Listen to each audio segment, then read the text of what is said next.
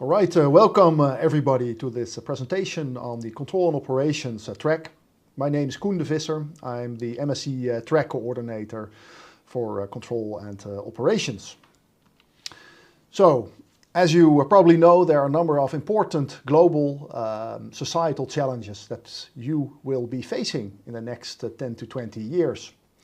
These are Industry 4.0, which is all about automation, so how should we design and safely operate highly automated systems that work in close collaboration with humans?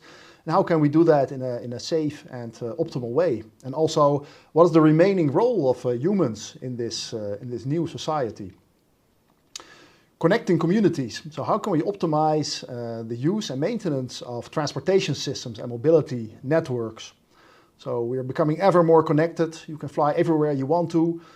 You can talk to people all over the world. How can we do that in an efficient and smart way? And finally, of course, environmental impact. How can we reduce climate change, improve air quality, and minimize noise emissions? So these are important global challenges, and our track can contribute to solving some of these challenges. So our goal is to make aviation a smart, safe, efficient and green by focusing on the use of airplanes and aircraft. So that's the core of Control and Operations, the use of aircraft. And I'm saying aircraft here, but you can also think about drones, you can think about other automated aerospace systems, but it's all about the use of these systems. So some of the highlights, well, we work on smart, efficient and resilient autonomous aerospace systems. Think autonomous drones flying autonomously through a building, for example, for the emergency services, detecting fire, helping people find people after an earthquake, things like that. And how to do that in an efficient and resilient and safe way, that is one of the topics we contribute to as a group. Improving human automation teamwork. So how can we improve interfaces between machines and humans such that humans are more effective in making important, sometimes decisions that may save lives. Optimization of aviation networks. So how can we make airline operations safer, more optimal? So how do we include maintenance in the operations of airlines? So think things like predictive maintenance, airline and airport logistic processes. So how can you make optimal use of the logistics of an airfield? And finally, data-driven approach to improve noise and emission models based on real-world measurements. So here, you use, for example, acoustic arrays like what you see here next to me. So this is an acoustic array imaging an airplane, so the noise sources of an airplane. So what generates the most noise? And that data can then be used to create more efficient, less noisy airplanes in the future. So some of the characteristics of our track. So we aim for a very high academic quality.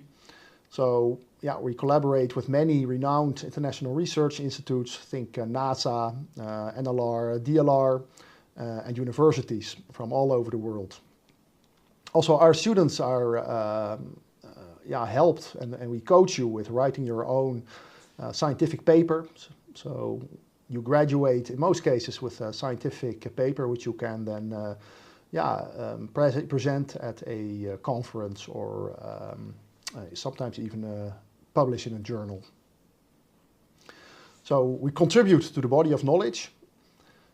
So the method that we build and create, the software that we write, it often finds its way into society. So many of these methodologies are now used in industry.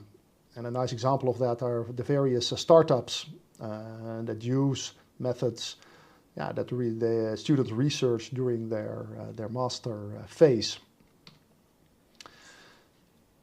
And our work has a high industrial and societal impact. So the collaborations with industry are very strong. and yeah, we really aim to maintain that. And you can also, as a student of control and operations, contribute to that.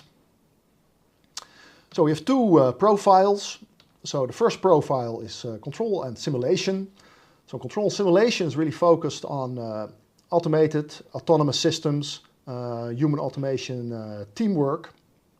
And the second profile is the sustainable air transport, or SAT profile, which focuses on operations optimizations and investigation of noise emissions and climate effects of aircraft. So as a student of control and operations, you have the opportunity to work with some real world-class facility that are really unique, I think, for any university to have all that stuff combined in one group. So for example, we operate our own flying laboratory, the PH Lab Cessna Citation II jet aircraft, on which you can implement your own control laws. You can experiment with human-machine interfaces in that airplane. And that's just one of these facilities that you will be able to work with. So the career prospects, well, I should summarize this as the career prospects are really very good. So most of our students actually find a job before they are finished. And they will find, there's many companies, research institutes, startups where they end up at. For example, Airbus, Schiphol, NASA, TNO, KLM, BMW, many places where our alumni are right now. So I hope this clears up a little bit any questions you may have about the control and operations track. We look forward to welcoming you in our track. Thank you.